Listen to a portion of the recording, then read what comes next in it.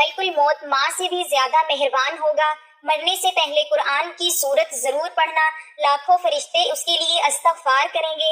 حضرت جبرائیل علیہ السلام ان کی روح کے استقبال کے لیے 70,000 فرشتوں کے ساتھ آئیں گے۔ اللہ تعالیٰ فرمائے گا اس کو جنت میں لے جاؤ۔ اس سورت کو زندگی میں ایک بار ضرور پڑھیں۔ محترم ناظرین، اللہ تعالیٰ قرآن مجید پارہ نمبر 29 سورۃ قیامہ آیت نمبر 22 تا 23 میں ارشاد فرماتا ہے، کچھ منہ اس دن تر و تازہ ہوں گے، اپنے رب کو دیکھتے ہوں گے، اور کچھ منہ اس دن بگڑے ہوئے ہوں گے، سمجھتے ہوں گے کہ ان کے ساتھ وہ کچھ کیا جائے گا جو کمر توڑ دے گا۔ ہاں، جب جان گلے تک پہنچ جائے گی اور کہیں گے کہ ہے کوئی جو جھاڑ پھونک کرے، اور وہ سمجھ لے گا کہ یہ جدائی کی گھڑی ہے اور پنڈلی سے پنڈلی لیٹ جائے گی، اس دن تیرے رب ہی کی طرف ہانکنا ہے۔ اس آیات میں مومن اور کفار کی پہچان کا ذکر ہے کہ مومن کا چہرہ تر و تازہ باسبب دیدار الہی کے جو برحق ہے ظاہر ہوگی، مگر کافر کا منہ کالا بدنما ہوگا جو اس کے دل کا حال ظاہر کرے گا۔ بینا ایسے دل و جگر کی بیماری والے کا ہوتا ہے جو باسبب سخت عذاب اور رسوائی کے مرتے وقت ہی ظاہر ہو جاتا ہے کہ کافر کی جان اس کے جسم سے کھینچ کر نکالی جائے گی جو پاؤں کے ناخنوں سے شروع ہوگی۔ اس وقت کافر جھاڑ پھونک کا مطالبہ کرے گا تاکہ اسے شفا ہو اور وہ بچ جائے، یا پھر اس کی جان آسانی سے نکلے، یہ سمجھتے ہوئے کہ اب جدائی کی گھڑی ہے، اپنے بال بچوں اور گھر بار وہ چھوڑ کر جا رہا ہے جس کا اسے بہت دکھ ہوگا، مگر وہ عذاب الہی میں گرفتار ہو کر مثل جانوروں کے ہاں جائے گا۔ ذلت کا عذاب اس کی کمر توڑ دے گا۔ اس کے برعکس مومن عذاب الہی سے محفوظ رہے گا۔ دیدار الہی کا جذبہ اس کے چہرے سے ظاہر ہوگا، بالکل اسی طرح جس طرح پیارا پیارے سے ملتا ہے۔ تمام عالم غیب کی خبریں ہیں جو اللہ تعالیٰ نے حضور نبی کریم صلی اللہ علیہ وسلم کو عطا فرمائی ہیں۔ ایمان میں اضافہ اور ارشادات کی روشنی میں مومن کے لیے ہدایت عطا ہوگی تاکہ اس پر عمل کر کے وہ انعامات پانے کا مستحق ہو سکے جو خدا اور رسول نے اور اللہ کے نیک بندوں نے بیان کیے ہیں، کیونکہ مومن کے لیے موت کا پیغام حضور نبی اکرم صلی اللہ علیہ وسلم سے ملنے کا ذریعہ ہے کہ دیدار کا دن ہے، موت کسی کو چھڑاتی ہے اور کسی کو ملاتی ہے، لہٰذا موت کافر کی رسوائی کا وقت ہے اور مومن کی عزت افزائی کا دن ہے۔ حضور نبی کریم صلی اللہ علیہ وسلم نے فرمایا کہ پیر اور جمعرات کو لوگوں کے اعمال خدا کی بارگاہ میں پیش ہوتے ہیں، جمعے کو ماں باپ پر ان کی اولاد کے اعمال پیش ہوتے ہیں، جب اہل قبور کو ان کے رشتہ داروں کے نیک اعمال کی اطلاع ملتی ہے ان کے چہرے خوشی سے کھل اٹھتے ہیں۔ اس لیے اے بندگان خدا، اپنے بدعمال سے اپنے رشتہ داروں کو قبر میں ایذا نہ دو۔ کفار کا کیا حال ہے کہ وہ تو خود عذاب میں مبتلا ہوتے ہیں، انہیں دوسروں کی کیا فکر۔ اللہ کی اطاعت میں زندگی کا مقام۔ طبرانی نے حضرت عبیدہ بن صامت رضی اللہ تعالی عنہ سے روایت کیا ہے کہ حضور نبی کریم صلی اللہ علیہ وسلم نے فرمایا کہ کیا میں تمہیں سب سے بہتر آدمی کی خبر نہ دوں؟ اس پر صحابہ کرام رضی اللہ تعالی عنہ نے عرض کیا کہ فرمائیے۔ حضور نبی کریم صلی اللہ علیہ وسلم نے فرمایا کہ تم میں اسلام کی حالت میں جس کی عمر زیادہ ہو اس نے کام اچھے کیے ہوں۔ اور ابن ماجہ نے حضرت انس رضی اللہ تعالی عنہ سے روایت کیا ہے کہ حضور نبی کریم صلی اللہ علیہ وسلم ایک نوجوان کے پاس نزع کے وقت تشریف لے گئے اور اس سے دریافت کیا کہ کیا حال ہے۔ اس نے بتایا کہ اللہ تعالیٰ سے ثواب کا امیدوار ہوں اور اپنے گناہوں سے ڈرتا ہوں۔ اس پر حضور نبی کریم صلی اللہ علیہ وسلم نے فرمایا کہ یہ دونوں چیزیں جس شخص کے دل میں جمع ہوں گی اللہ تعالیٰ اس کی امید بھر لائے گا اور اسے ڈر سے محفوظ رکھے گا۔ حضرت ابن مبارک نے حضرت ابن عباس رضی اللہ تعالی عنہ سے روایت کیا ہے کہ جب تم کسی شخص کو نزع میں دیکھو تو اسے تلقین کرو کہ اپنے رب سے ثواب و نجات کے لیے اچھا گمان رکھتے ہوئے ملے، اور جب کہ زندہ کو ملو تو اسے عذاب الہی سے ڈراؤ۔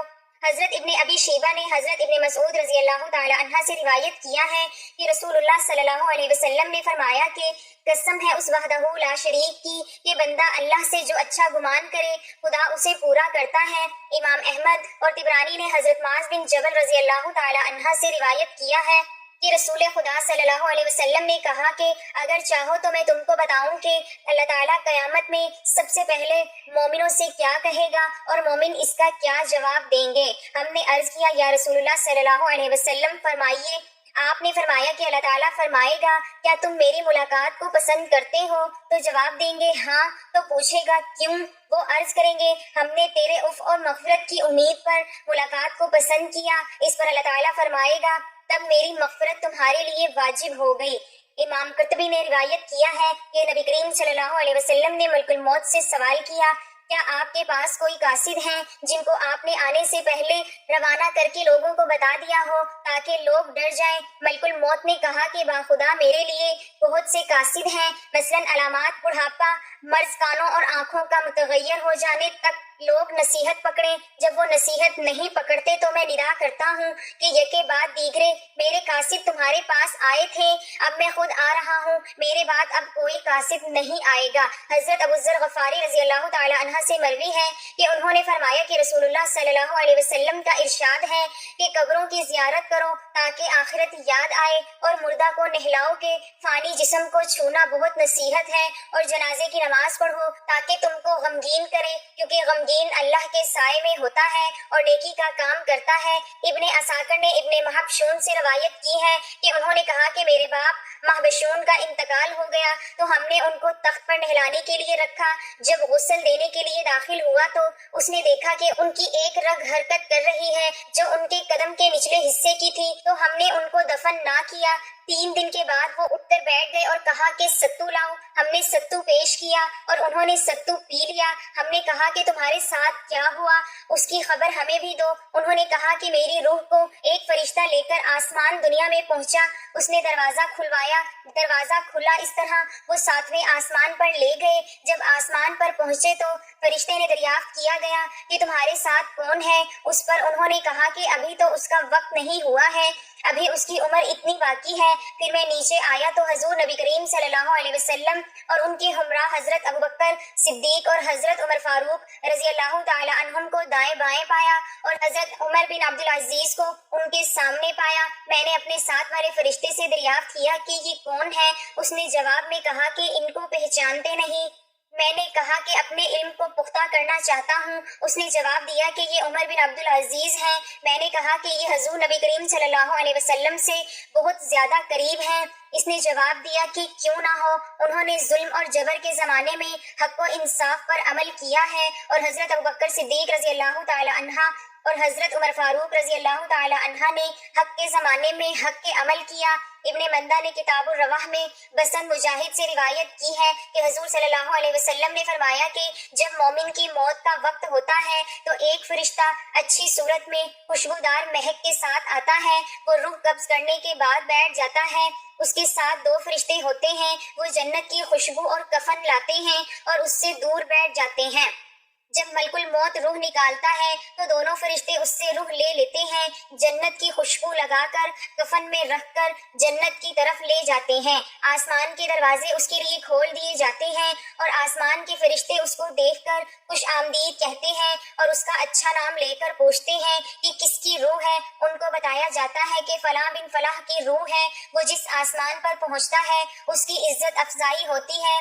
مقربین فرشتے ساتھ ہو کر عرش الہی کے نیچے اسے رکھ دیتے ہیں، اس کے اعمال علیون سے نکالے جاتے ہیں اور خدا تعالیٰ ان فرشتوں کو گواہ بنا کر اعلان کرتا ہے کہ اس عمل والے کی مغفرت فرما دی جائے، اور اس کی کتاب کو مہر لگا کر علیون میں رکھ دیا جاتا ہے۔ پھر خدا تعالیٰ کا حکم ہوتا ہے کہ میرے بندے کی روح کو زمین کی طرف لے جاؤ، اور میرا وعدہ ہے کہ میں اس کو اسی مٹی سے اٹھاؤں گا۔ جب میت کو قبر میں رکھ دیا جاتا ہے تو زمین کہتی ہے کہ جب تو میرے اوپر چلتا تھا میرے نزدیک پسندیدہ تھا، اب تو میرے پیٹ میں آ گیا ہے، تیرے ساتھ کیا کروں گی؟ ظاہر ہو جائے گا۔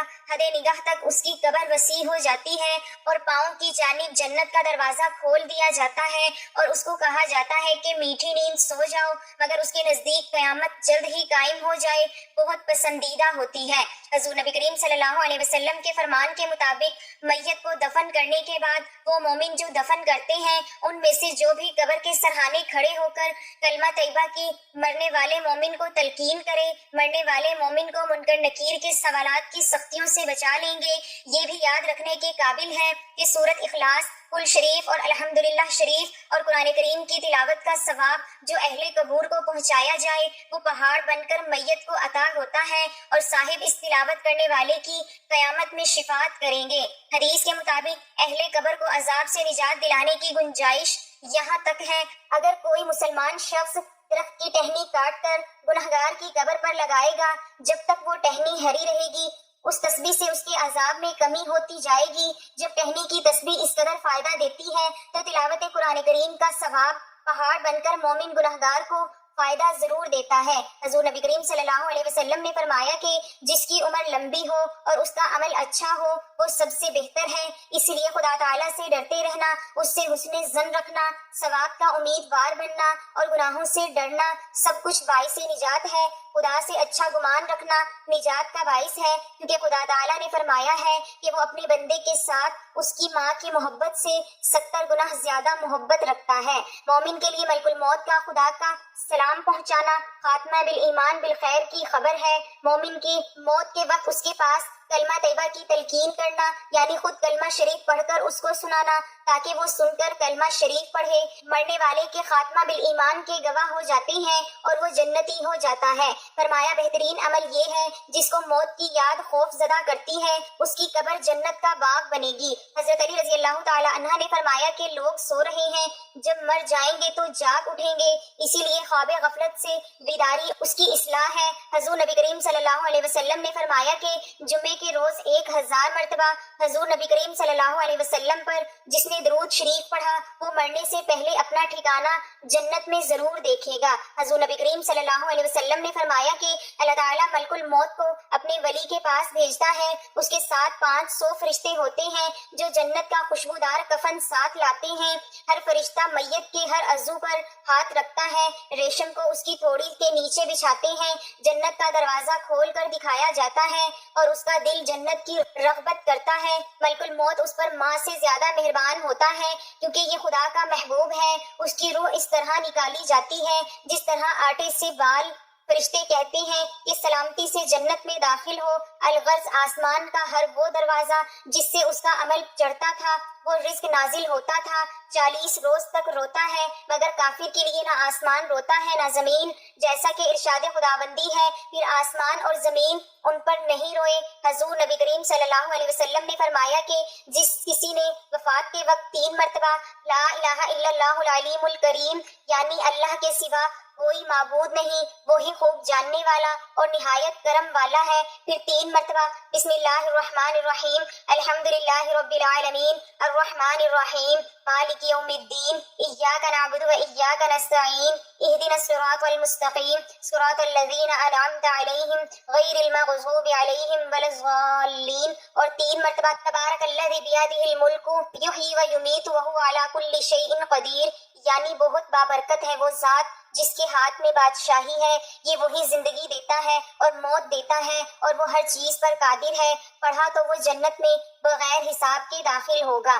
تو ناظرین محترم، آپ نے بھی اس عمل کو بتائی گئی ترتیب کے مطابق لازمی کرنا ہے کہ جس میں قرآن پاک کی ایک بہت ہی پیاری سورت اور 2 چھوٹی چھوٹی آیات ہیں کہ جس کے پڑھنے سے ملک الموت ماں سے بھی زیادہ مہربان ہو جاتا ہے۔ جو یہ عمل کرتا ہے، قرآن کی یہ سورت پڑھتا ہے، لاکھوں فرشتے اس کے لیے استغفار کرتے ہیں۔ حضرت جبرائیل علیہ السلام ان کی روح کے استقبال کے لیے 70,000 فرشتوں کے ساتھ آتے ہیں اور اللہ تعالیٰ فرماتا ہے اس کو جنت میں لے جاؤ۔ تو آپ نے اس عمل کو حالت نزع سے پہلے لازمی کر لینا ہے، کیونکہ اس عمل کو کرنے والے کی بخشش ہو جاتی ہے اور مرنے کے بعد وہ بغیر حساب کے جنت میں داخل ہو جاتا ہے۔ اس عمل کو کرنے کے لیے سب سے پہلے آپ نے حضور پاک صلی اللہ علیہ وسلم کی ذات اقدس پر درود پاک کا نذرانہ پیش کرنا ہے۔ ثواب کے طور پر 1 مرتبہ میرے ساتھ بھی درود پاک پڑھ لیں۔ اللہم صلی علی محمد وعلی آل محمد کما صلیت علی ابراہیم وعلی آل ابراہیم انک حمید مجید۔ اللهم بارك على محمد وعلى آل محمد كما باركت على إبراهيم وعلى آل إبراهيم إنك حميد مجيد۔ درود پاک پڑھنے کے بعد آپ نے حضور صلی اللہ علیہ وسلم کا بتایا ہوا یہ عمل پڑھنا ہے۔ اس میں قرآن پاک کی وہ عظیم سورت بھی ہے جس سے ام القرآن سورت شفا کہا جاتا ہے۔ تو آپ نے سب سے پہلے 3 مرتبہ لا الہ الا اللہ العلیم الکریم، یعنی اللہ کے سوا کوئی معبود نہیں، وہی خوب جاننے والا اور نہایت کرم والا ہے، پھر 3 مرتبہ بسم اللہ الرحمن الرحیم الحمدللہ رب العالمین الرحمن الرحیم مالک یوم الدین ایاک نعبد و ایاک نستعین اہدنا الصراط المستقیم صراط الذین انعمت علیہم غیر المغضوب علیہم ولا الضالین، اور 3 مرتبہ تبارک الذی بیدہ الملک یحیی و یمیت وہو علی کل شیء قدیر، یعنی بہت بابرکت ہے وہ ذات جس کے ہاتھ میں بادشاہی ہے وہی زندگی دیتا ہے اور موت دیتا ہے اور وہ ہر چیز پر قادر ہے۔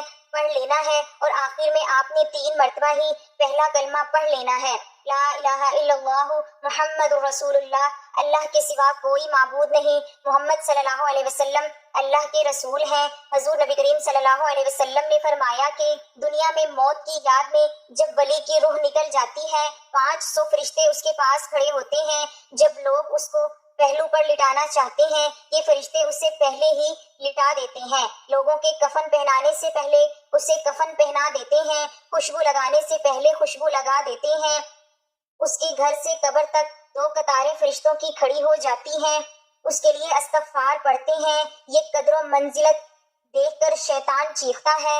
جب ملک الموت اس کی روح کو آسمان پر لے جاتے ہیں تو حضرت جبرائیل علیہ السلام 70,000 فرشتوں کے ساتھ اس کا استقبال کرتے ہیں اور اس کو بشارت دیتے ہیں۔ جب ملک الموت اس کو لے کر عرش پر پہنچتا ہے وہ روح خدا کی بارگاہ میں سجدہ ریز ہو جاتی ہے اور خدا تعالیٰ کی بارگاہ سے حکم ہوتا ہے کہ اس کو جنت کے باغوں میں اور نعمتوں کی طرف لے جاؤ۔ عالم برزخ کے متعلق کتاب کا مطالعہ کرنے سے بڑے بڑے واقعات ظاہر ہوتے ہیں، ان کو اسی لیے پیش کیا جا رہا ہے تاکہ اہل ایمان جہاں اس کے مطالعہ سے فائدہ اٹھائیں وہاں نبی کریم صلی اللہ علیہ وسلم پر ایمان لائیں۔ یاد رکھیں کہ ملک الموت بھی ایک فرشتہ ہے جس کا سردار حضرت جبرائیل علیہ السلام ہے، اور جب حضرت جبرائیل علیہ السلام حضور نبی کریم صلی اللہ علیہ وسلم کے مقام کو نہ جان سکے اور سدرۃ المنتہا پر رک کر وہیں کے ہو گئے تو خدا کے رسول صلی اللہ علیہ وسلم نے معراج کی رات حضرت جبرائیل امین علیہ السلام سے کہا کہ اے جبرائیل مجھے گھر سے لا کر خود راستے میں رک گئے ہو،